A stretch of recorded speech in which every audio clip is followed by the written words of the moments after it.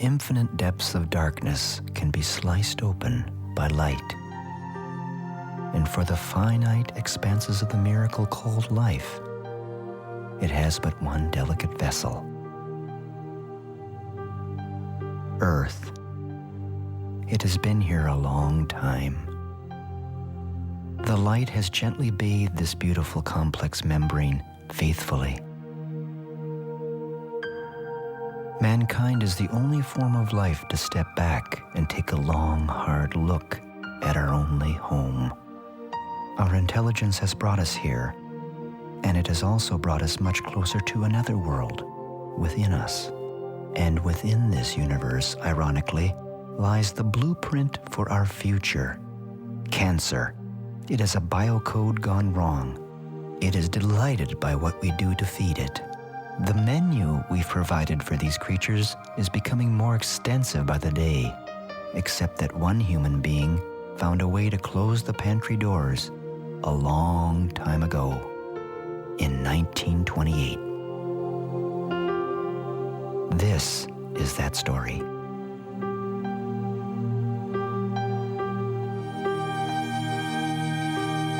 The famous naturalist John Muir once wrote, "If one pulls on a single thread in nature, you'll find it attached to everything else."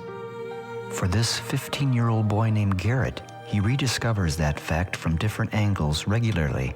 He lives with his father in a remote section of Alaska, where traveling in bush plains is almost routine. From these vantage points, the health of forests, wildlife, and even glacier melt can be easily observed.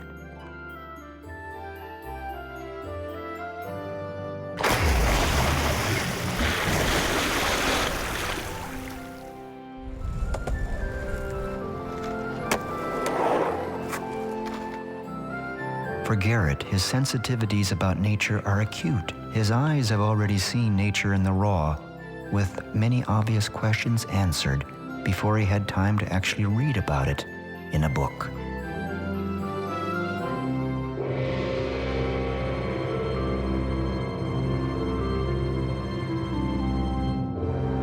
As far back as he can remember, his family has worked with orphaned wildlife, and so his understanding of biology was hands-on there too. Thanks in part to a special book written by a Dr. Max Gerson, he understood how important it is to feed a young creature such as this porcupine the right mix of foods, or that creature would succumb quickly, especially in its first few days of life.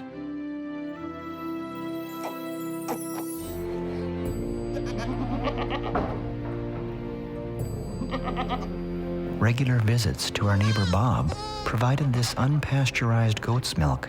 No store could legally supply this. Bob's wife, Margaret, is recovering from breast cancer. But she recently heard from Garrett about Dr. Gerson, and then word spread in the community about this Gerson Therapy. People that were deeply impacted positively included the mayor, the local electrician, the banker, the Hammer Museum guy. Then there was the beekeeper, who saw links to the Gerson Therapy that extended even to the health and productivity of his bees. There was also the artist, the people at the organic store, and then a Gerson tape was obtained. There are laws against healing cancer. The doctor is not allowed to try anything else. He must use only those treatments that have already proven to be failures. Imagine what we could do if this could be accepted. But there are laws against it. You're not allowed to heal. There's too much money to be made on drugs. For Garrett's diabetic neighbor John, this message came too late to save his legs. But perhaps Bob, the milkman, had the best observation about the Gerson Therapy. What I'd like to see is some proof, some good scientific proof. When a cruise ship came to town, many visitors would come to learn about the wildlife that Garrett cared for. He found it surprising how unfamiliar most people were about wild animals and their requirements.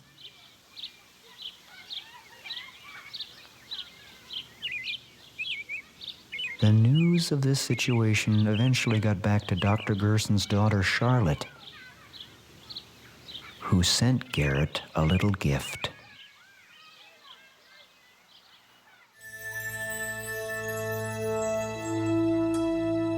It was a new book written by Charlotte that spelled out how Dr. Gerson's therapy worked. It had easy-to-understand statements about cancer.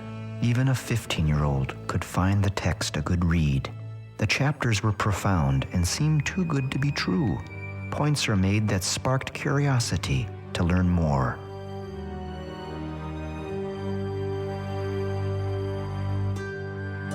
This moment was about to become a new chapter in Garrett's life.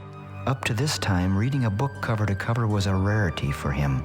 But in this instance, it was different, due partly in what the book addressed. It was what he observed day to day, even when doing the most mundane chores. What Garrett had not fully realized was the implications of the potency and power contained in vegetation.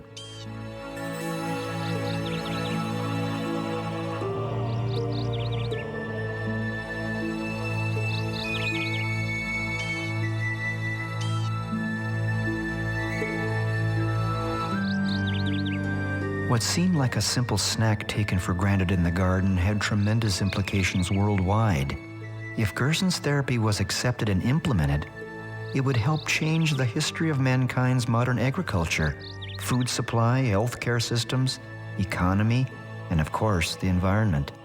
Then Garrett learned a lesson in being misunderstood one day when his father cleaned the house and tossed an artwork piece Garrett had made into the trash. Because of its unusual design, the community garbage collector fished it out and gave it to local police, who declared it a bomb. Definitely a blow to Garrett's creativity. Other situations then took their toll on the boy, and Garrett's straight-A record sunk. His father decided he needed to be homeschooled. His first homeschool lesson was about Dr. Gerson and... I'd like to see some scientific proof. The boy wasn't sure how that would be accomplished, but he did draw out an analogy between gold mining and human nature to start with. He decided the best place to start his research would be the public library. It didn't take much time before he located several independent sources that confirmed important points as outlined in Dr. Gerson's original classic book. From those important leads, the dubious characters that make up the history of the use of fluoride fascinated the boy. He dug for more information, and then more skeletons were uncovered. Then Garrett began to assemble a general outline of what needed to be accomplished to successfully confirm the Gerson protocol. It was when the words about hope were written that I made an inquiry to become involved in helping him document the integrity of the Gerson therapy. First, there's Gerald Cox, who worked for the Mellon Institute of Industrial Research. The Mellon Institute, by the way, was the leading defender for the asbestos industry. Gerald Cox became interested in the fluoride from the suggestions of Francis Frary, the director of the aluminum laboratory of Alcoa. And then came a leading scientist in toxicology, Dr. Harold Hodge. Harold Hodge was the one who oversaw injecting plutonium and uranium in people. Harold Hodge studied the questionable safety of fluoride, but under the combined pressures of the Atomic Commission and aluminum manufacturing, he had to say it was safe. Harold Hodge, along with a group of scientists, helped develop the atom bomb. Will represent 1 mile on your camera. The top part, 2 miles. We're going to switch to another camera. I'm going to move out of here. 3, 2, 1, 0. The shockwave will arrive in the control point area in approximately half a minute.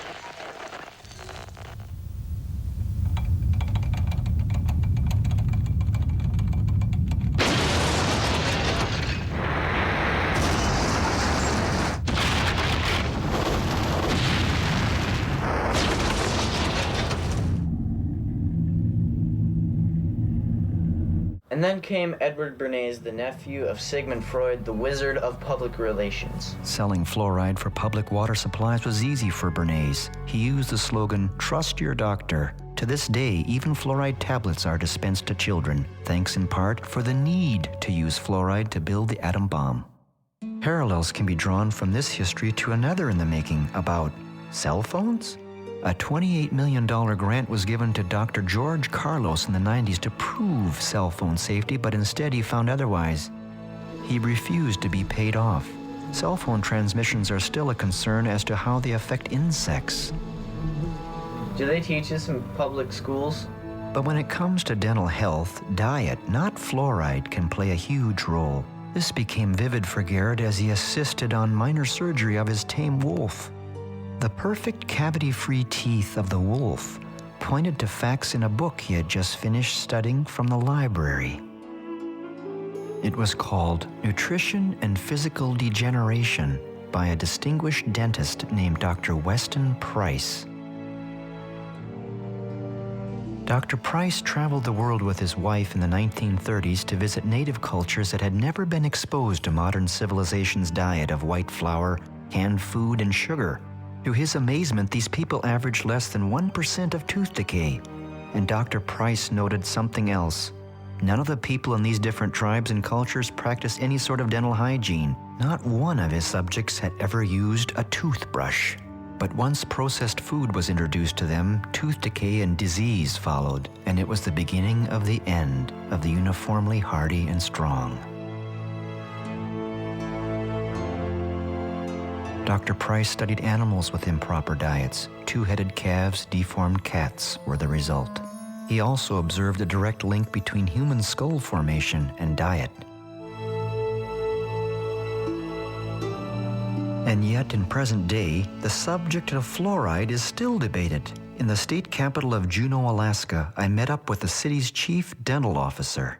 For the state of Alaska's position on water fluoridation, the Department of Health and Social Services and Division of Public Health support water fluoridation, but in Alaska it is a local initiative, and what's going on in Juneau is a local vote on Juneau resuming water fluoridation. So while the department supports this is really a local issue, and I'm also involved with the Citizens for Dental Health coalition, but that's not in my capacity as state dental officer. Do you think that fluoride in the water will help prevent cavities and such? What is your position? I think there's clear evidence over the past 60-some years now that fluoride reduces tooth decay. But fluoride's only measurable effects on tooth decay are from topical application, not from drinking it. Hitler's alleged reason for mass medicating water with sodium fluoride was to sterilize humans and force them into submission. Garrett needed to see both sides of medicine. He then viewed compelling scenes from stock footage about Gerson I had already compiled. If you think of basically what's in Gerson therapy, you really wouldn't expect it to cure cancer. So no, I don't think there's any evidence that anybody's ever been cured by Gerson therapy. It's not right from any aspect at all. Well, has the Gerson therapy ever cured a cancer patient? Oh, of course not. They won't even release their records. There's absolutely no scientific evidence that he's cured anyone. You know, I've never interviewed any Gerson patients. It really is pointless. But I had interviewed patients, and more than a couple. These patients had recovered from every type of cancer, and for many of them it was terminal. Orthodox medicine had given up on them and sent them all home to die. Some of them published books about their recoveries. I traveled all over the world, from Holland to Japan, and everywhere it was the same result: recovery.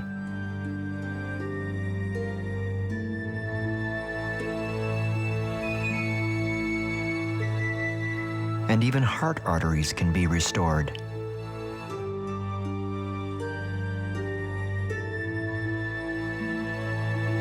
When Prince Charles spoke publicly in favor of the Gerson therapy after observing its effectiveness, he was skewered by the medical community. Nevertheless, I had observed his unwavering sentiments in a letter that was sent to the Gerson Institute. Charlotte Gerson routinely gives lectures about her father's famous therapy all over the world. Dr. Gerson said 2 basic things are toxicity and deficiency. Garrett was on the right track with his homeschool schedule, and what he had just seen drew him in even deeper. Now the world began to appear slightly more complicated to him. As he studied various magazine articles about the increasing incidence of cancer, he searched curiously and exhaustively for any mention of Dr. Gerson's therapy within mainstream media sources.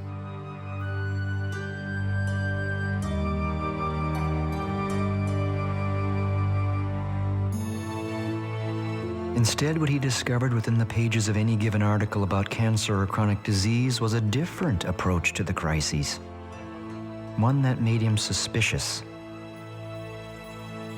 Garrett wanted to learn more, and to his delight, the Gerson family sent him some long-forgotten film reels. Dr. Gerson's image with his family came to life.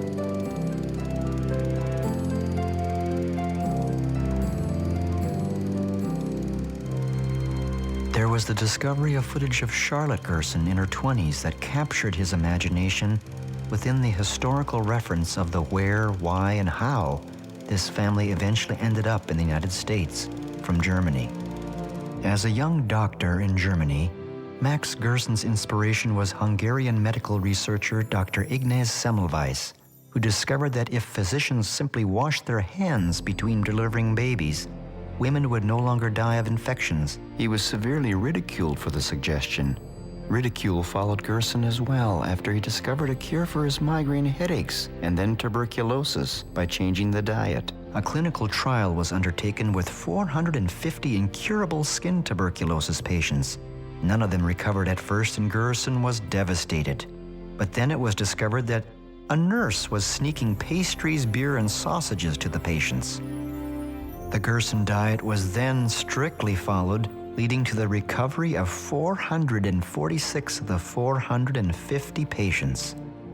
Then, he discovered it cured cancer. In World War II, Gerson was able to flee Nazi persecution with his family to the United States. He continued to not only cure cancer, but other chronic diseases too. And when his close friend Dr. Albert Schweitzer suffered from diabetes, he cured Dr. Schweitzer as well, leading Schweitzer to assess and declare that Gerson was, quote, the most eminent genius in medical history. In July of 1946, Senator Claude Pepper held Senate subcommittee hearings over Dr. Gerson's cancer therapy. The astounding testimony was quickly reported by ABC News commentator Raymond Graham Swing over ABC Radio. The public's reaction was swift and favorable, but the broadcast resulted in the firing of Raymond Graham Swing 2 weeks later due to severe pressure by the pharmaceutical and American medical establishment. I was investigated 5 times. What do you mean by being investigated, sir? From the EMA. They investigated you? Yes, 5 times. Every time they come, I show them, here's a patient you sent home to die, cured. Other patient, you sent home to die, cured. Next patient, you sent home to die, cured. And cure he did, including people with muscular dystrophy like this young girl. Dr. Gerson's public lectures about his therapy were unpopular amongst his peers. For example, Gerson had spoken out against tobacco since 1920. Time out for many men of medicine usually means just long enough to enjoy a cigarette. And because they know what a pleasure it is to smoke a mild, good-tasting cigarette, they're particular about the brand they choose. In a repeated national survey, doctors in all branches of medicine, doctors in all parts of the country were asked, "What cigarette do you smoke, doctor?" Once again, the brand named most was Camel. Yes, according to this repeated nationwide survey, more doctors smoke Camels than any other cigarette. Why not change to Camels for the next 30 days and see what a difference it makes in your smoking enjoyment? See how Camels agree with your throat. See how mild and good tasting a cigarette can be. And as more layers of the therapy were uncovered and understood, it was becoming clear to Garrett why there was such opposition to Gerson's therapy of caring for health.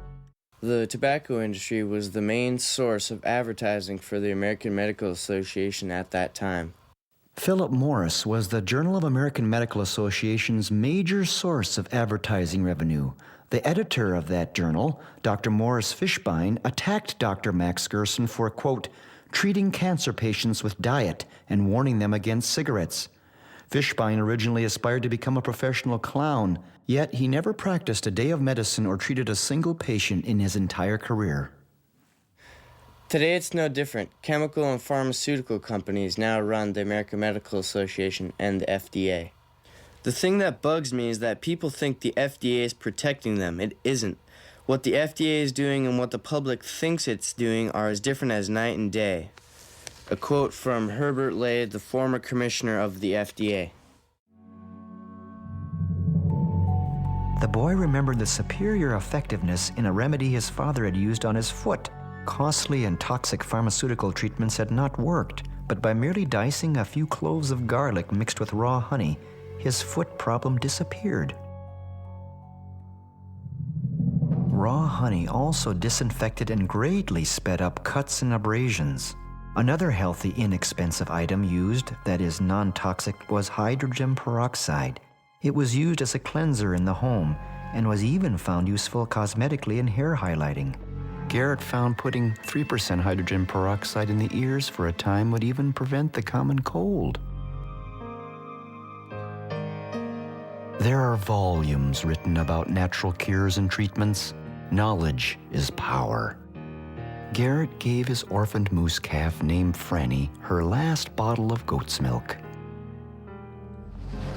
And so Garrett's homeschool lesson went to a new level. It was time for him to take his homework on the road and put it all to the ultimate test.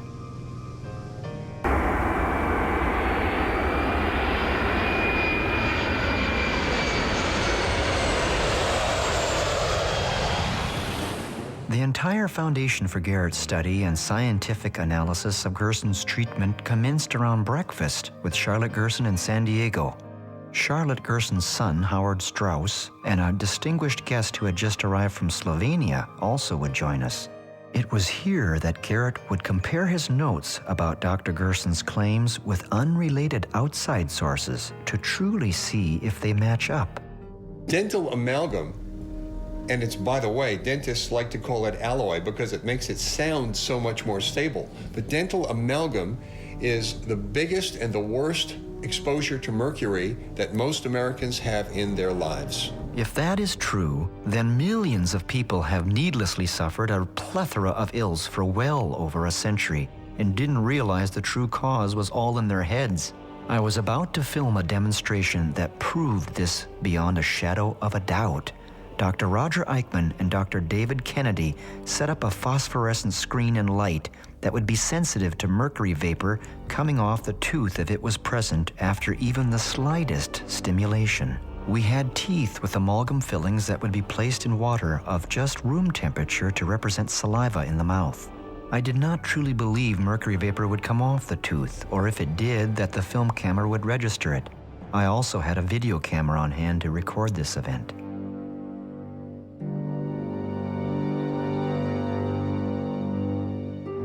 To my shock and horror, and as you can see, the 35mm motion picture camera did register the mercury vapor coming off the tooth.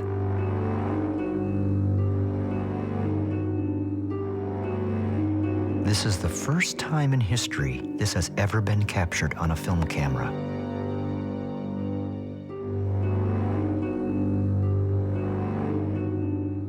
To make certain that what you are seeing is mercury, we had on hand a special instrument called a Jerome mercury sniffer to measure the levels. 191. 190, show that to me, please. 191, is that high? They'll close the factory, it gets over 100 and evacuate. Oh boy, my gosh. Okay. Now, you think about Turn off the light. This is room temperature, one tooth, at least 50 years old. It's been degassing for years, and many people have a whole mouthful of them. Yeah. Now, just think what happens if you have half a dozen people in a elevator, all degassing like this, and it's degassing 24 hours a day, 7 days a week. Yeah. And your OSHA standards are based on a 40-hour week. Dr. Eichmann dipped his fingers in water to prove that this is not condensed water vapor. Put my fingers in it. And if you notice, my wet fingers have no gas coming off of it. It's not water vapor. I don't see anything, yeah. That you're seeing. Next, Dr. Kennedy set up on the counter an amalgam mixer, which dentists use in their office to mix the amalgam capsules. And after mixing, they're broken open to prepare to be placed inside a patient's mouth as the amalgam filling. The amalgam capsules are then lined up one by one on a shaker where they are shaken for a time. With an unsuspecting patient nearby, the capsules are then broken open just as any dentist or dental assistant will do. Will mercury vapor be released? Remember, this is common procedure and goes on each and every day all over the world in dental offices next to innocent patients.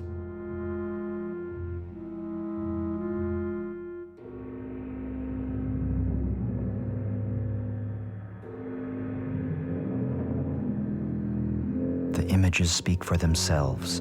For the American Dental Association to continue to insist that amalgams are safe would seem absurd. Turn on the light. Can we see what we got?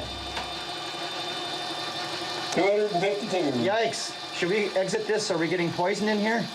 Yes, it's raised the room up. Yeah. The doors are working in a dental office. The problem is now, if you go into a dental office to remove a silver filling, and they cavalierly start putting a drill on, this whole screen would turn black. You hit it with a high-speed drill, and you're going to put mercury everywhere. And those very small cuttings of amalgam will go all over. You've got to use a rubber dam. You've got to use a high-speed evacuator to get all that out. And you never turn off your evacuator until the last piece is out of the mouth, because as soon as you scratch on it, it's just like me scratching a knife on here. Thank you. I think it's a crime what they're doing to their dental staff. Is that the female is much more sensitive reproductive-wise to mercury, and as a result, that causes not only infertility, but it causes birth defects. Of course, you get the usual denials, but when you look at the scientific literature, it is full of studies showing that exposure to mercury, either from your teeth or from working in a dental office, will, you saw the demonstration. There's huge amounts of mercury in those offices. They don't monitor that. They don't warn the employees. They don't give them adequate mask and protection. And as a result, there's a tremendous amount of infertility in dental assistants. There's a documentary on it. It's about the Norwegian dental nurses and about their lives being devastated by their job when they were young girls. So I think it's a crime what they're doing to these young girls. I've had patients come in from other dentists saying, gee, all I had was my teeth cleaned, and I feel lousy for days after that, every time. How come? Well, they polish the teeth. They get a huge amount of mercury being released for several days after that, until you get a little bit of corrosion over the top, which slows it down a little bit. But the amount of mercury released is just phenomenal. And if they're sensitive to it, it'll put them over the edge. When I was in dental school, I was told that dentists were averaging their first heart attack by age 44. Our life expectancy was age 52. I personally related that to their use of mercury and amalgam fillings, because it wasn't occurring in orthodontics and in surgeons. I had made certain that Garrett was nowhere near this demonstration to ensure he did not inhale any mercury vapor. Yet that seemed absurd when considering that many people are walking around with amalgams in their mouths. Dr. Gerson was right all along. Dental health is paramount to healing from chronic disease. In Colorado Springs, Colorado, there is one renowned dentist who has spoken out about fluoride, dental amalgams, and even the dangers of root canals for decades. His name is Dr. Hal Huggins. But just before we were to meet him, Garrett fell into a depression. He couldn't seem to overcome the disturbing chemistry lesson about deadly methylmercury vapor that Dr. Roger Eichmann gave.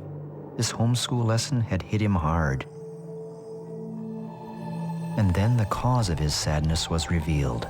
The boy's parents had unwittingly allowed some dentist to stick the mercury inside his mouth too. He now saw himself as a biohazard. But the good news was that he was about to meet Dr. Hal Huggins, who would give him some reassuring direction. Well, most of the people I see who are having their amalgams removed have some sort of a dread disease. But you're interested in prevention, then you are 1 in 100 who's in a very good position, because prevention is a whole lot easier than correcting a problem after it's occurred. He asked how many dentists state that mercury fillings are safe. Well, that would be pretty close to 100% if they want to be in dentistry tomorrow, because the Dental Association has certain rules and regulations that if a dentist is asked, is mercury toxic, and they say anything affirmative, they say, well, yes, it is. It's the most poisonous metal on the planet that's not radioactive.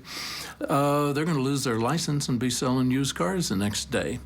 So what they believe and what they can say, two different things. Then he wanted to know which dentists know how to remove fillings properly. Those people who go out and just have their fillings removed at random, by actual measurement, 63% end up with an autoimmune disease within 6 months that they did not have before they had their amalgams removed. Dr. Huggins guided Garrett to a dentist that did know how to safely remove his filling. The boy remembered a question he had asked Dr. Huggins about retaliation for speaking out. Yes, there have been a number of cases of retaliation. The first thing they did was put up an enormous amount of money to see to it my license was removed for refusing to place amalgam, for refusing to do root canals on patients, and writing a book they didn't like. There have been personal things that have been done against me and my family, which destroyed the family. The rest of it destroyed the business. They've destroyed everything I had except the mortgage on my home. And for some reason or other, they did not want that. Garrett reasoned that life could have been so much easier for him if he had just kept quiet like most doctors do. So the question became, why put yourself through this? When you have seen the people that I have seen, and you see that their life just has a few minutes, a few hours before it runs out, and you see that that can be turned around, and you see that years later these people do have a life, that's the payment that I get. That's why I keep doing what I'm doing. It was a refreshing ideological position that reminded Garrett of Dr. Gerson, but it still is David and Goliath. In this situation, the American Dental Association wields tremendous power and control over a dentist's life. And the dentist that performed the procedure of proper filling removal on Garrett was terrified of his identity being captured for this movie. Documents had to be signed, which meant that I was personally liable to him for the ruining of his career and income if I did film his face.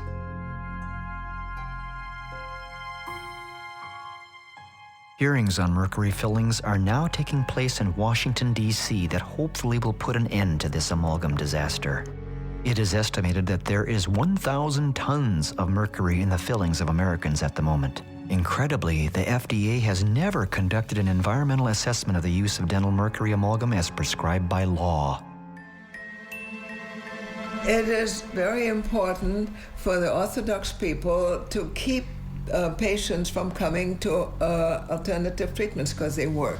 People have been so brainwashed for so long. But what could possibly be worse than dental health? Certainly food additives couldn't be that bad. MSG is a tremendously damaging chemical.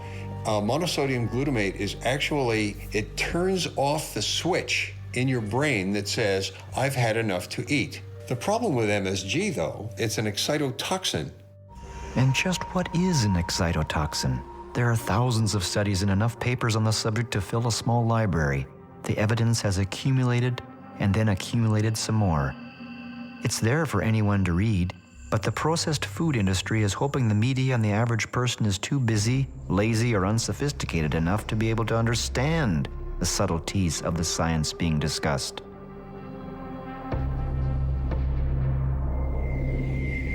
But just in case the average layperson does show a bit of curiosity about the dangers of flavor enhancers like MSG, the food industry has smartly printed little rack cards and brochures to give us, defending their crisp position. Garrett met with food experts Jack and Adrian Samuels of Truth in Labeling. The subject of glutamic acid is very, very complex, and consequently many games can be played to try to convince people that it is safe. They removed monosodium glutamate from many of their products and replaced monosodium glutamate with other ingredients that gave the consumer no clue to the presence of the reactive component of monosodium glutamate. After being told by my physician, who experienced one of my reactions to MSG, that I would soon die from an MSG exposure if I didn't learn to avoid it, Adrienne used her background in research and went to the library, spending some 4,000 hours to read everything she could find about MSG. To her surprise, she found there were studies that indicated that MSG was safe, but they were all sponsored by the glutamate industry or their agents, and were all flawed to the point of being worthless. And at the same time, there were many other studies that clearly demonstrated that MSG was toxic and dangerous. Neuroscientist Dr. John Olney has studied MSG for decades. He rarely gives interviews because of the unwanted attention it incites. My background is in experimental neuropathology. I conducted a study of monosodium glutamate and its toxicity potential for infant animals, and I found that glutamate destroys nerve cells in the developing infant animals' brains. I could understand his shyness about appearing on camera because he has played a key role in the incriminating evidence against the processed food industry for several years. His findings are shocking to people, especially to parents of young children. But when traveling away from home, the question then becomes for Garrett, what do you eat? At his home in Alaska, or visiting the Gerson family, his diet was virtually devoid of any processed food. It takes a little extra work to seek out delicious organic produce and/or restaurants. Stop! After all this, I didn't think. It's too late. The chemicals in this fast food were working their magic on the boy. He ate this meal, actually 2 meals, like he was possessed. To me, it was disappointing, but to force the issue would likely backfire. He was free to make his own decisions.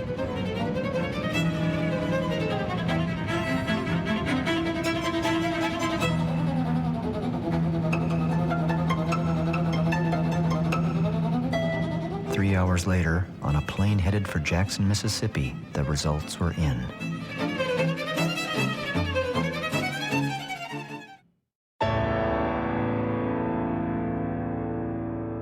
In Jackson, Mississippi, the boy met up with an incredible family of photographers, the Blaylocks. Dr. Russell Blaylock is a renowned board-certified neurosurgeon and author of several books on cancer, excitotoxins, and health. It is here where Garrett reoriented himself to a healthy snack, but unbeknownst to the lad, I had a little test planned. The mass consumption of this excitotoxin substance in the food is interfering with people's ability to think and remember and use language, so that our children no longer have the capacity that their parents had. And I think this is getting compounded because there are more and more foods with multiple forms of these excitotoxins, 4, 5, 6 in a single food, so that our children, and small children in particular, are consuming such large amounts. It interferes with the development of the brain, as well as destroying these connections between the brain cells.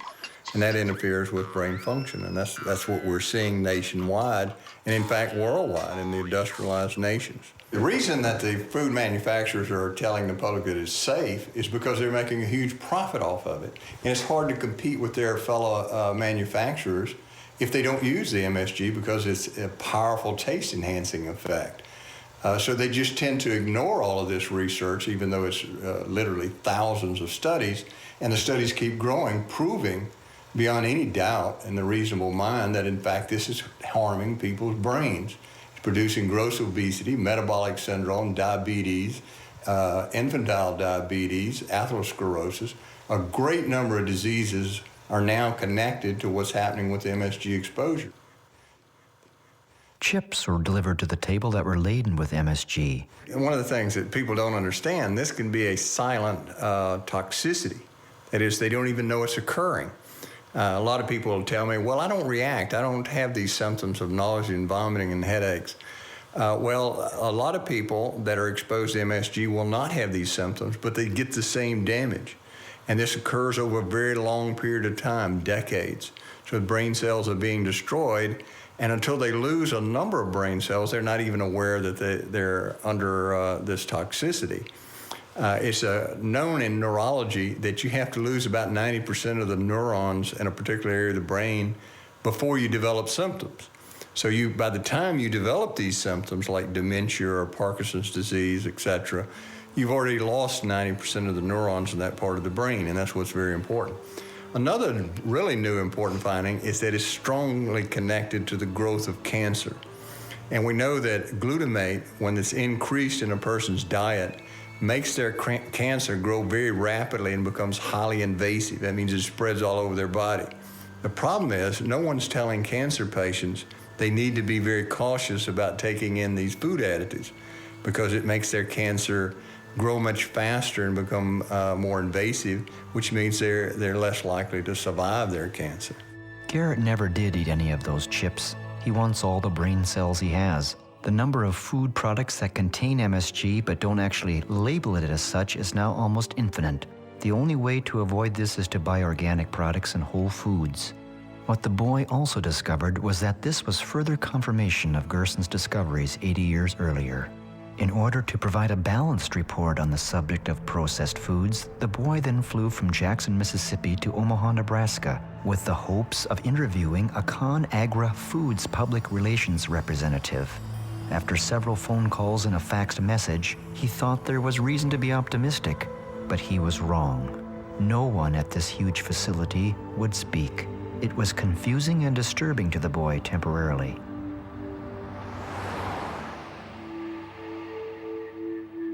For me, this heavily guarded facility and non-communicative position was supreme arrogance, especially when considering that they are feeding us, or some of us, every day. It reminded me of facilities in Alaska, such as the military's HARP project, that raises questions about the weather, or my experiences in trying to get interviews with oil companies that turned me down flat. The native people of the North and their concerns are low priority. The boy tried to contact ConAgra twice more with no reply. All was not lost, however. We went to Omaha's Mayberry Park, where Garrett found great delight once more.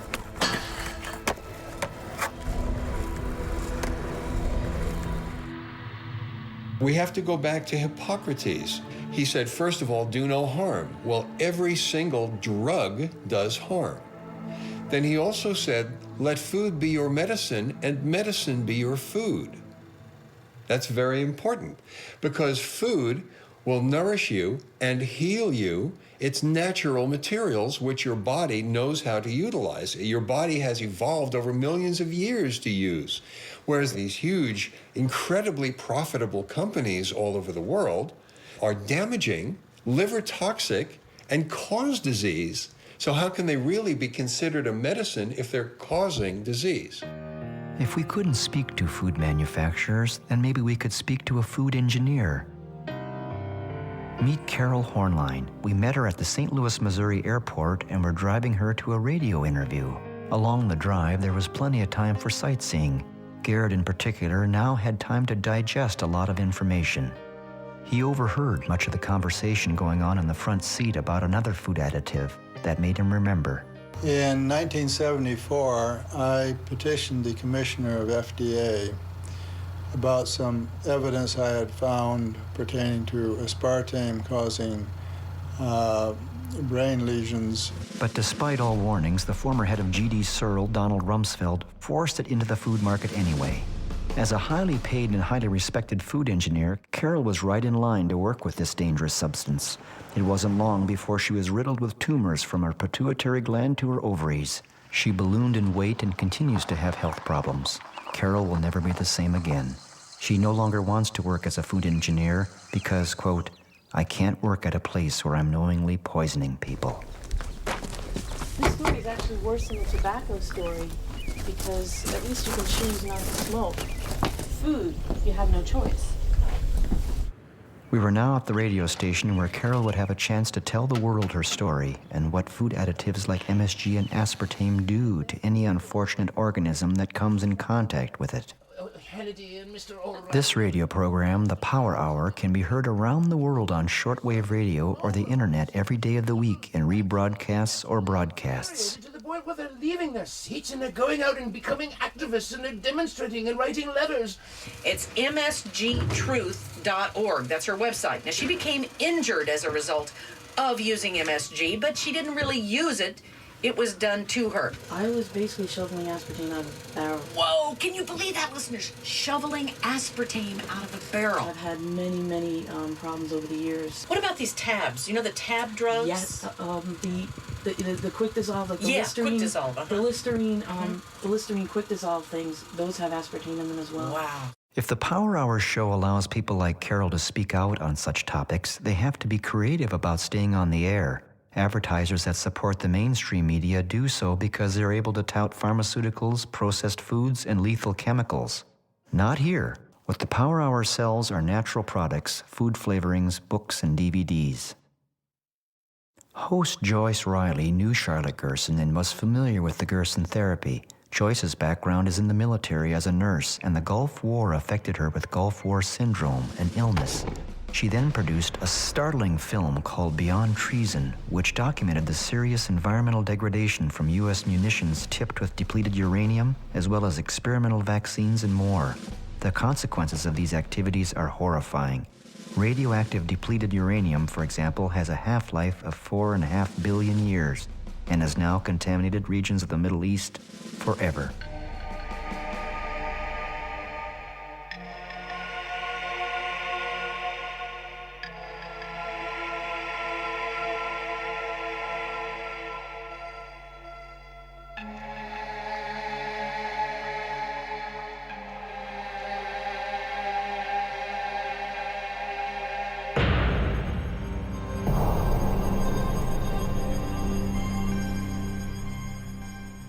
Joyce explained the Gulf War syndrome suffered by military personnel. The Gulf War illness is something that is a combination of a lot of toxins. And I couldn't figure out why I was sick because I only flew from Alaska to Cuba during the time that I was a flight nurse. But I became ill. I did have the vaccines. A lot of the troops did have the oil well fire exposure. They had chemicals, biologicals, vaccines, everything involved. What we do know now is that they were full of toxins. I was a nurse for about 35 years, and during that time I'd done everything from electroconvulsive therapy, which is shock therapy. I had been a chemo nurse. I was a director of nursing. I was a nurse in a heart, lung, liver, kidney transplant unit, and I never appreciated food at all. I never appreciated what it was for. And then I became ill after the Gulf War, and it was amazing to me that nothing in medicine could make me better, nothing. So I had to start looking into alternative and integrative medicine. Gulf War veterans were becoming ill right after the Gulf War. Thousands of them were becoming ill. And we had no place to turn to. We found out that there were some Gulf War veterans that had been helped by eating raw foods, vegetables, fruits, and doing juicing. When all this talk about vaccines came up, Garrett shared his own feelings about vaccines that are given to infants and school-age children. There was a 90% reduction in diseases before the vaccines were even introduced, as graphs clearly show. It was improved nutrition that caused the reduction, not vaccines. Vaccines are neurotoxic, and for that reason and awareness, the boy has a clear position on the subject.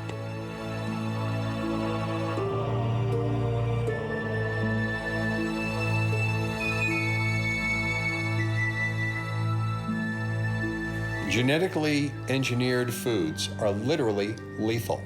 It was here in San Francisco that the boy had the good fortune to meet the executive director of the Center for Food Safety, Andrew Kimbrell.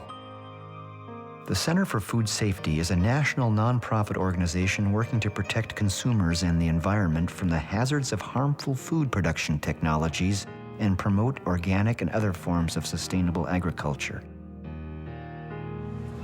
One of the great misconceptions we have about genetically engineered food is that the genie is out of the bottle. You know, and you hear all the time 60 or 70% of foods got genetically modified ingredients in it. Not true. 60% of processed food has genetically engineered ingredients. Actually, almost none of your whole foods are genetically engineered. None of your fruits, none of your vegetables, your meat, your fish, most of your dairy products are completely free of genetically engineered ingredients. As a matter of fact, there's only really 4 genetically engineered crops. That's corn, cotton, canola, and soy. So we have stopped genetically engineered wheat. We've stopped genetically engineered rice. We've stopped genetically engineered fish. We've stopped these biopharmaceuticals. We're seeing that really genetically engineered food is one of the great failures of modern agriculture. It's being rejected around the world. And not only can we stop it, we are stopping it. There are 5 companies that are behind GMOs. You have Monsanto, DuPont, Bayer, Syngenta, and Dow. Those are the big 5 companies behind genetically engineered foods, and they all share one thing in common. They're not agricultural companies. They're chemical companies. And there's a reason for that. Genetic engineering today means only one thing. Not all the stuff that's been advertised, all the myths about more food, more nutritious food, tastier food, all nonsense science fiction. These chemical companies have engineered these crops so they can withstand more and more of their herbicides and pesticides. And they selling hundreds of millions of more tons of their chemicals. That's what they're about. I'm not surprised that Monsanto did not want to interview for this film. Monsanto has developed a technology which has one purpose and one purpose alone, which is they can sell more of their herbicides. Garrett was shocked to find in doing his homework that many of the people that work for these chemical companies later worked in government positions that were supposed to regulate these corporate giants. Sometimes they went back to work for the corporations again. Employees commonly move through what has been coined the revolving door between corporations and the public agencies that regulate them. Monsanto should not have to vouchsafe the safety of biotech food. Our interest is in selling as much as possible. Assuring its safety is the FDA's job. But when this quote is said alongside a statement from the Food and Drug Administration, it simply doesn't give the casual food eater much protection. The boy found this all very disturbing, with 0 credibility left over for either group. Ultimately, it is the food producer who's responsible for assuring safety. So really, it's up to the good nature of the biotech companies to provide studies to the government. But mostly, this is an unregulated industry, and this is our food. One of the great questions people ask is, are genetically engineered foods lethal? Are they toxic? And the FDA gave us an answer. The Food and Drug Administration in the United States gave it an answer. In the 80s and 90s, they looked at these foods and said, yes, the process of genetic engineering can take a non-toxic food and make it toxic. It can create new allergens. It can lower nutrition in food. It can lower our immune response. And in certain cases, we even see these foods have the potential to create cancer, certain of this technology. So the answer is in on whether GM foods are lethal or toxic. Yes, the very process can make a safe food and turn it into a toxic food and potentially a lethal food. The objective of Monsanto is clear. Monsanto has become the largest seed company in the world. Monsanto is in the process of buying up all the seeds of the world, which they then want to patent and control so that farmers will not be able to save those seeds. And they want to genetically engineer those seeds, and they want to put something called terminator technology in those seeds. And this has those seeds create suicide after one growing season so that farmers cannot save those seeds. So what Monsanto's really after is controlling all the seeds of the earth and making sure that the farmers of the earth cannot save those seeds. This becomes extremely important when you realize that 80% of all the farmers of the world depend on seed saving for their survival. So if Monsanto is able, either through patenting or through this terminator technology, to destroy their ability to save seeds, the result will be mass starvation. Garrett was surprised to learn that controlling pests and all the other reasons chemicals are applied, including artificial fertilizers, is completely unnecessary. There are dozens of institutions in the U.S. alone that strive to declare the good news of sustainable agriculture. Dr. Paul Hepperly demonstrated to us through many seed and field trial studies the amazing ways in which plants thrive and outperform chemically dependent fields. In many instances, the crop yields far exceed chemically treated farms. The studies are extensive, repetitive, and uplifting to anyone who cherishes good health. Dr. Gerson stated that the soil is our external metabolism. It must be free of sprays and poisons, or the body cannot heal.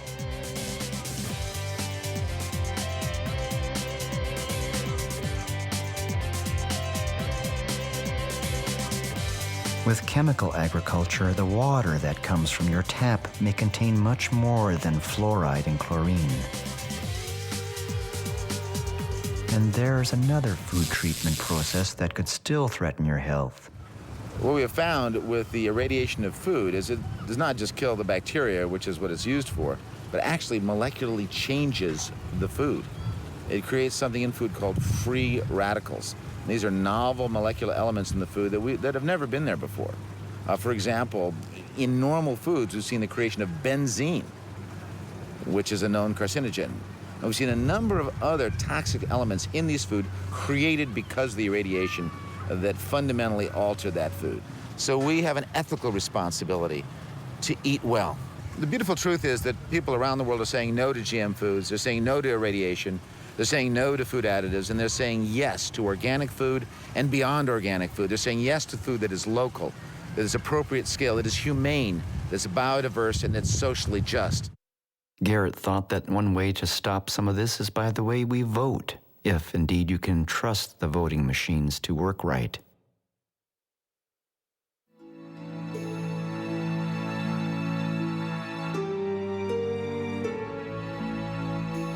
How could a man who was curing cancer and chronic disease over 80 years ago be so misunderstood?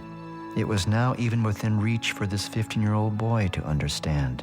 Is it at this point a race against time to consider the gift Gerson offered the world so long ago before we exceed the tipping point merely from an environmental standpoint?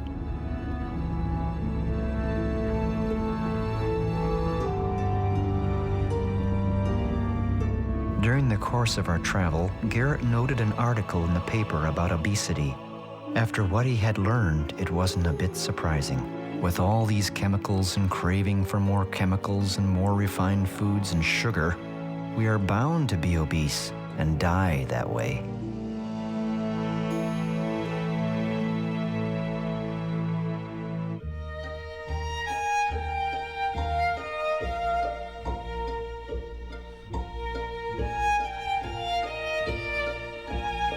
The Ohio Valley is the casket-making capital of the world.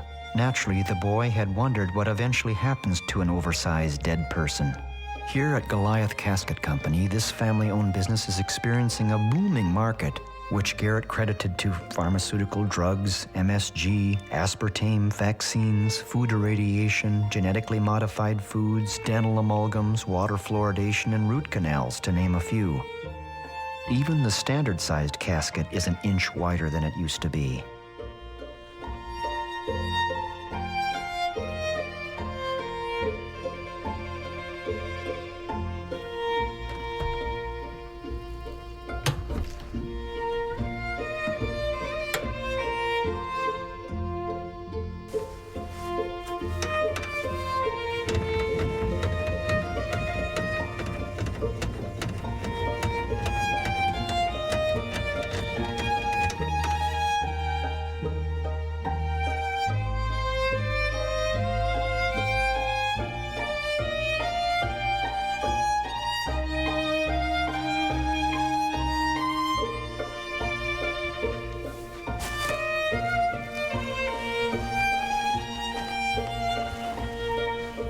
Most people won't get in one because they're afraid to do that. That's an omen, bad omen. This would actually be quite nice for a cabin up in Alaska in the summer. You can close the lid and there you wouldn't get any light and you could sleep better.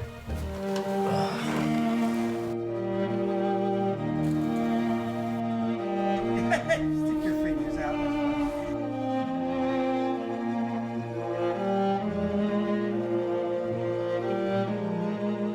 Most of the people are not taller, but they're wider and deeper.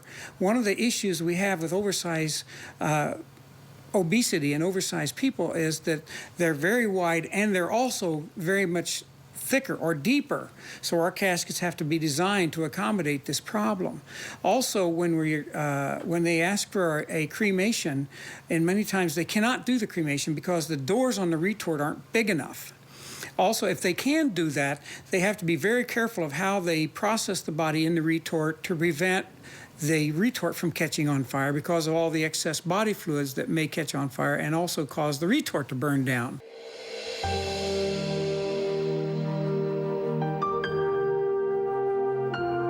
With all this cross-country travel, we had to stop.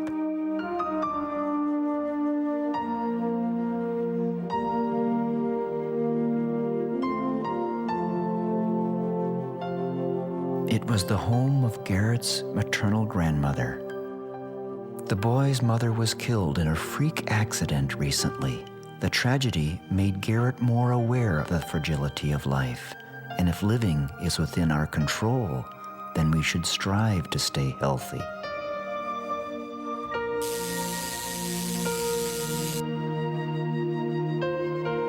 All living things have a distinctive energy field around them that can be measured and even photographed. Garrett remembered before he left on this trip an experiment with an aerospace engineer named Christopher Wadke. In this take, what this engineer demonstrated was a comparison between a slice of cooked and uncooked organic baby carrot. The cooked carrot is on the left. The uncooked is on the right. The uncooked carrot has a startling line of strong energy that's clearly lacking in this cooked carrot that was steamed for 10 minutes. What this means is that pasteurized food is dead. Garrett held a funeral for the latest victim, the almond.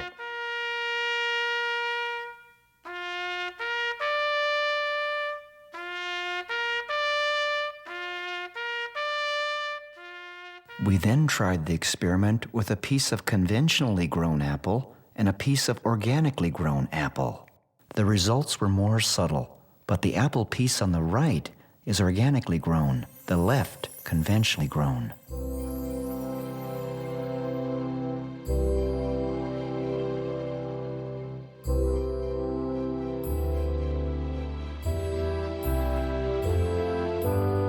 An organically grown tomato.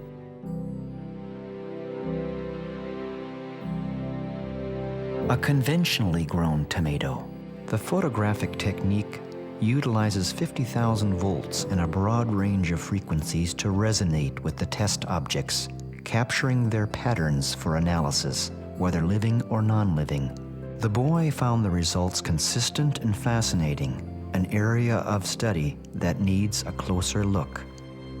Kirlian photography is the iridology of the future, where we can see markers in the aura that's around people's bodies, and these markers indicate where their health is deficient and where their health is fine.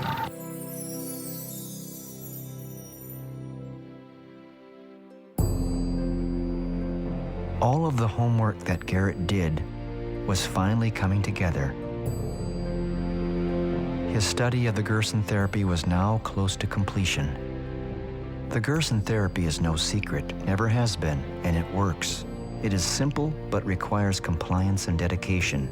Very basically, it utilizes fresh-pressed organic juices, delicious organic meals, and, oh yes, coffee, as in coffee enemas. Dr. Gerson gave an example of 50 recovered patients in his original book in the late 1950s that was representative of thousands of recoveries at that time. All the patients were diagnosed with extremely detailed records at leading medical centers around the country.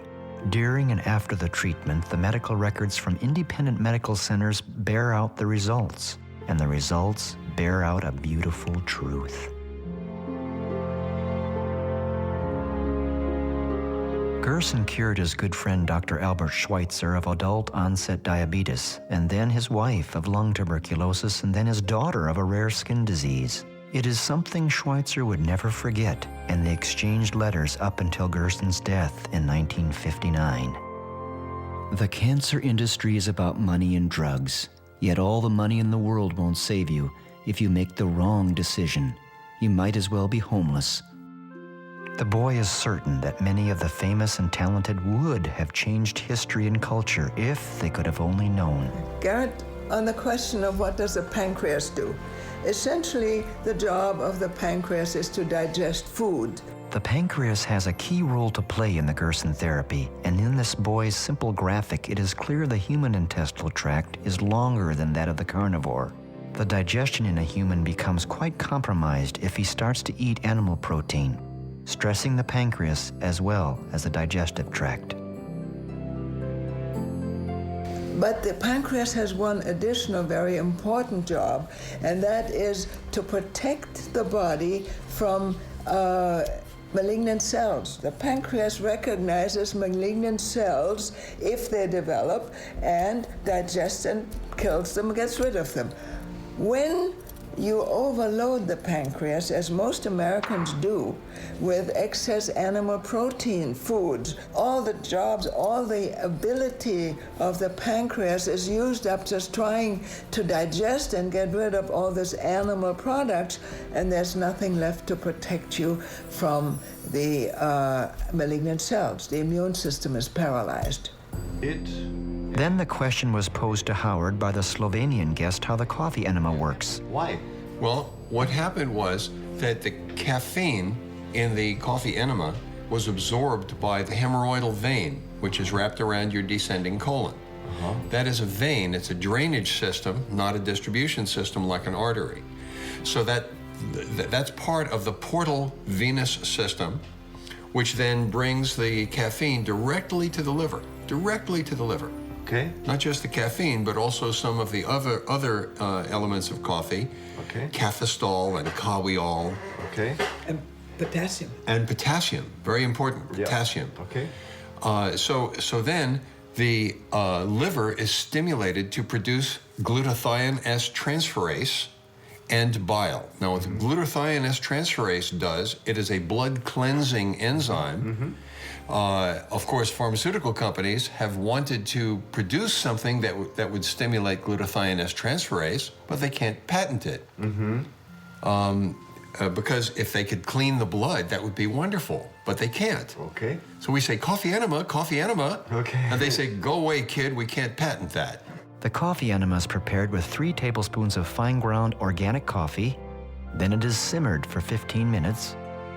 It is then poured through a filter into a 1-quart container. Distilled water is also added to restore it to a quart. Then it is poured into an enema bucket. Once the coffee has drained into the patient lies on his right side, knees drawn up for approximately 10 to 13 minutes, and then evacuates.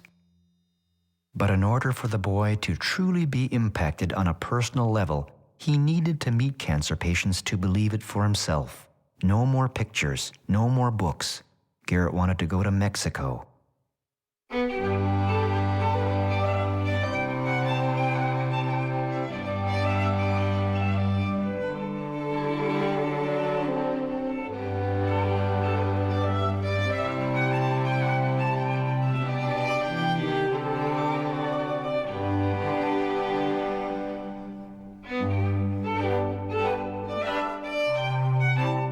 The boy was surprised at how pleasant the surroundings were and how happy the cancer patients seemed. They were here from all over the world. Garrett ate with them and listened to their stories. The laboratory tests on the patients are extensive and carefully watched. Most patients only stay at the clinic 1 to 3 weeks and then go home to recover. One of the patients from New Zealand was eager to visit with Garrett. So how long have you been here? 3 weeks yesterday. I came here straight from the Mayo Clinic in Florida, and I've got melanoma in my bones, spine, leg, liver, lungs, and lymphs. Since I've been here, inside myself I feel hugely different, much stronger physically, and I've lost the nausea. Within myself I feel 100% better than when I came. So I came here from the Mayo Clinic. They told me that I had 4 to 6 months to live if I didn't do chemo, and if I did chemo I would have 6 to 8 months to live with what I have. If I had really good chemo, that's like top of the line, and I responded, I might have a year. So looking at those options, I decided to look elsewhere. My sister flew over to meet me, and she was reading Ian Gawler's book about his recovery from cancer. He had bone cancer, where he was given 2 weeks to live. And after trying the Gerson Therapy for several months and then adapting it, he's now still alive and has got the Ian Gawler Foundation in Australia. I trust it actually with my life. That's why I'm here. And I'm talking to Mrs. Gerson and talking And then Howard and Garrett spoke with one of the clinic's doctors. cases that we have. And what do you see? What do you see in the first few days of? In the first few days with doing the coffee enemas, I started to notice changes. Their pain starts to diminish. Their energy is increasing. Patients that come here the first day with blood pressure in the first week disappears. Goodbye taking blood pressure medications. And the patients aren't realize, you know what, there's something more here than just a coffee enema and detox and organic diet and juices. They start to see the changes. And as I start to believe in what the hope they're believing, and I tell them it's more than hope, it's a reality. Reality. And it starts changing their way of life. And you, as a physician, must get phenomenal satisfaction. It excites me, unbelievable, to see changes in the blood work, in the x-rays, something that I can actually touch, feel, because I see these patients every day. From Tijuana, Garrett traveled south to meet a cancer patient that was recovering against all odds, at home with the Gerson Therapy. In the mountains outside San Cristobal de las Casas, Howard Strauss guided Garrett to meet this patient, who is the same age as Garrett. Her name is Lupita.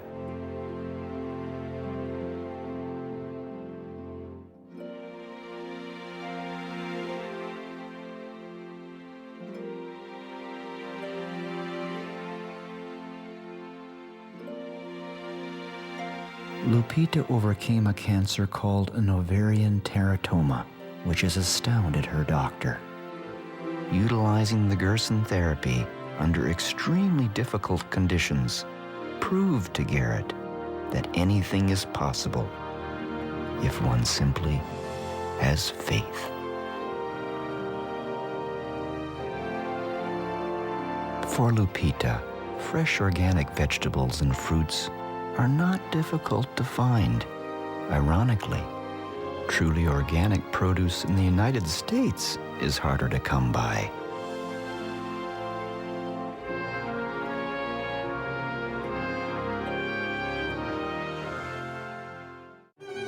The Gerson Institute in San Diego has extensive files of case histories for anyone to see.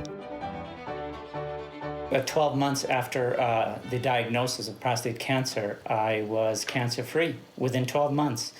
And that was proven by the MRI and other imaging tests that I had, and which found amazingly that the cancer was completely gone from my sacrum, from my pelvis, from my liver, and from the prostate.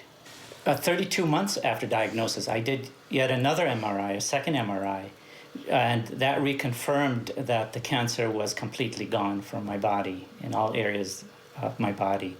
And if anyone doubts this, I have all the medical records to prove it. I brought all the medical records with me, from the doctor's reports to the scans to the imagings, and they prove it beyond a doubt. It's just an amazing thing. The pathology reports speak for themselves. Garrett found recovered patients everywhere with proof from their doctors. The Gerson Therapy cured my fibromyalgia. But then I showed Garrett footage I had taken almost 5 years ago of a patient that was given a death sentence by conventional medicine. She had extra ovarian primary peritoneal carcinoma, stage 4. No one had ever recovered from such a cancer using orthodox medicine. So here she was, using the Gerson Therapy in a last-ditch effort. And now, 5 years later, Garrett was looking at the results. Was he reading her obituary? This was her story. He leaves the room and goes, down the hall for a minute, and he comes back in the door and he crosses his hands across his chest. And just in astonishment, he looks at me and he says, "You're the only patient we have seen that has survived this diagnosis." He said, "This is unheard of." And so I told him that if he ever got sick, to give me a call. And I would help him. Garrett wanted to push this further, and so he asked this patient to go back to the Mayo Clinic to get a statement from her diagnostic doctor that the Gerson Therapy cured her. The Mayo Clinic went into a panic mode because the doctor did want to appear on camera, but he was cut off. It became a waiting game. We would much appreciate it. He'd be making a big difference for the treatment of cancer and the environment. The answer came with the police, and they ushered her away, thinking she was a terrorist. As a result, the doctor is quitting the Mayo Clinic to work without such restrictive boundaries. But there are many others. In 1986, I was diagnosed with pancreas cancer, which has spread to my liver, gallbladder, and spleen. The doctors told me I had 3 months to live, to go home, get my finances in order, and prepare to die. She did the Gerson Therapy over 20 years ago. Garrett remembered where he started with his homeschool lesson. It all came back to him quite quickly.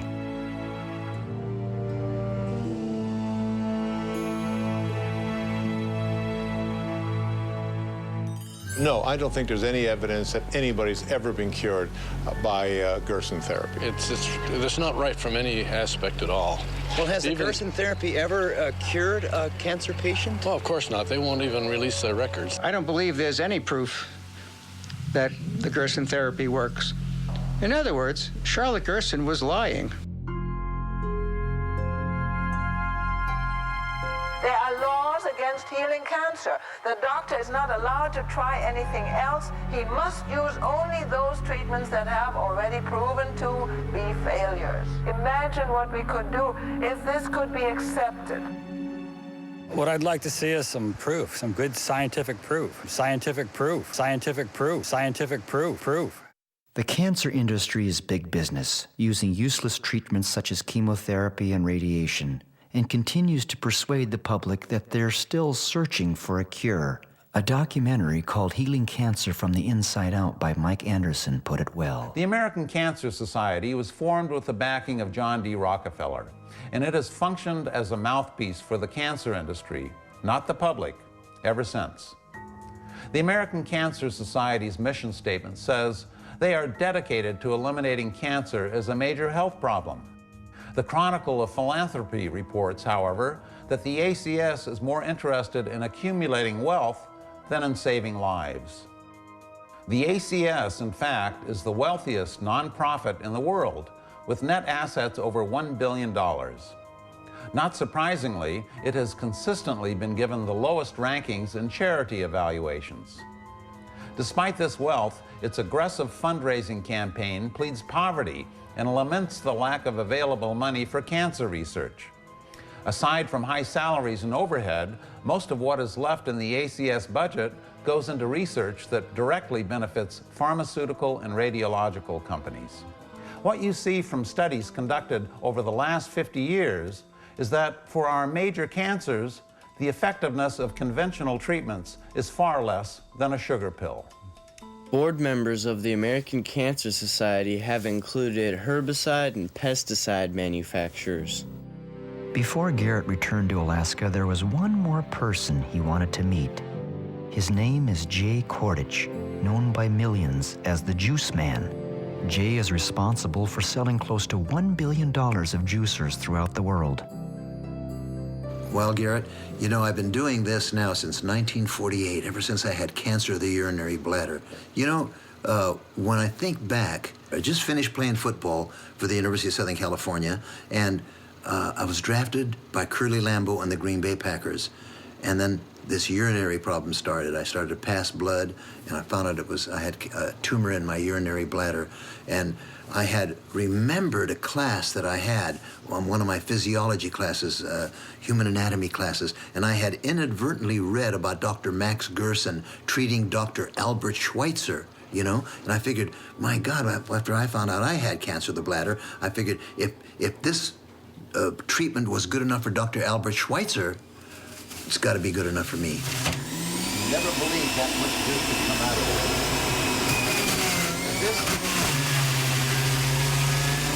This is the juice that saved my life when I had cancer of the bladder. The Gerson treatment, carrot and apple. Because of that, I'm here. All the drinks that I made And I continue even today, and this has been how long? Wow, 1948. My words of advice to you: bring the power of plants into your body. There's nothing like freshly made juices to nurture your 100 trillion cells.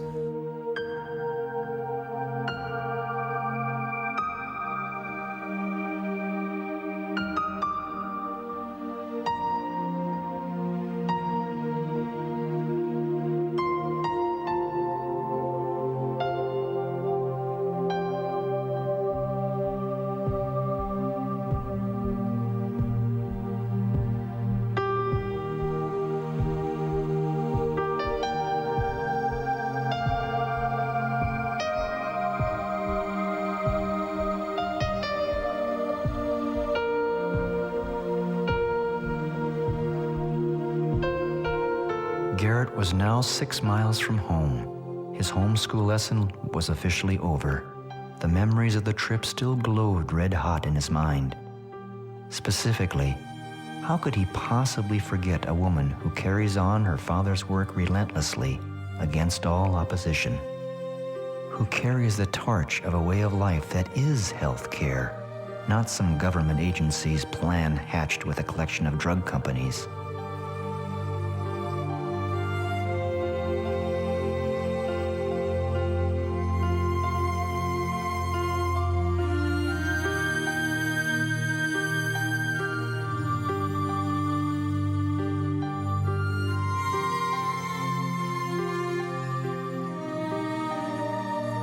The boy does believe in hope. He believes he has a future. He believes that environmental issues that confront humanity will dissolve into collective solutions. After all, this is our only home, and we are rational human beings.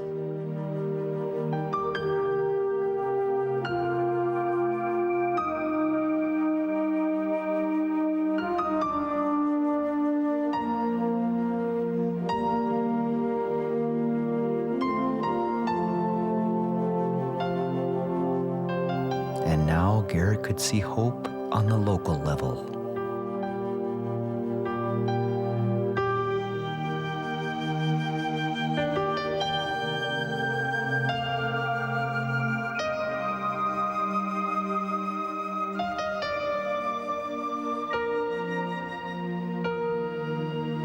Garrett couldn't wait to bring this fresh-pressed carrot juice to his neighbor John.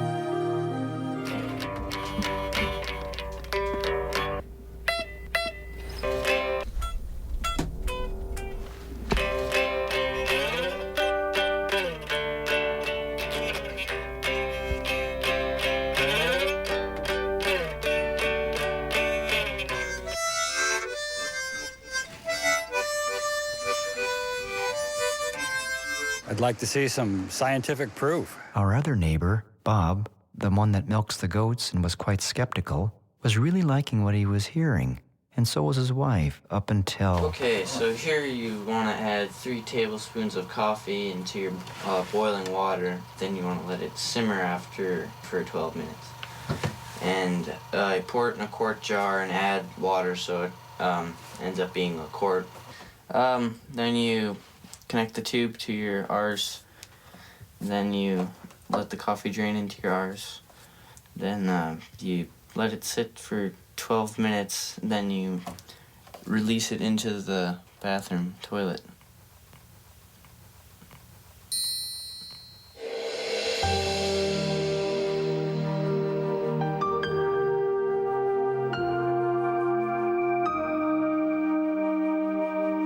On another level, I think I learned more from this journey than my son, and for that, I'll be forever grateful.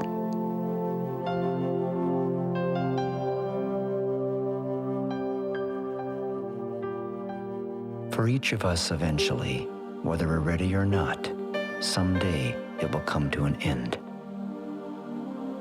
There will be no more sunrises, no minutes, hours, or days. All the things you collected, whether treasured or forgotten, will pass to someone else. Your wealth, fame, and temporal power will shrivel to irrelevance. It will not matter what you owned or owed. Your grudges, resentments, frustrations, and jealousies will finally disappear. So too your hopes, ambitions, plans, and to-do lists will expire. The wins and losses that once seemed so important will fade away. It won't matter where you came from or on what side of the tracks you lived at the end. It won't matter if you're beautiful or brilliant. Even your gender and skin color will be irrelevant. So what will matter? How will the value of your days be measured? What will matter is not what you bought, but what you built. Not what you got, but what you gave. What will matter is not your success, but your significance. What will matter is not what you learned, but what you taught. What will matter is every act of integrity, compassion, courage, or sacrifice that enriched, empowered, or encouraged others to emulate your example. What will matter is not your competence, but your character. What will matter is not how many people you knew, but how many will feel a lasting loss when you're gone. What will matter is not your memories, but the memories that live in those who loved you.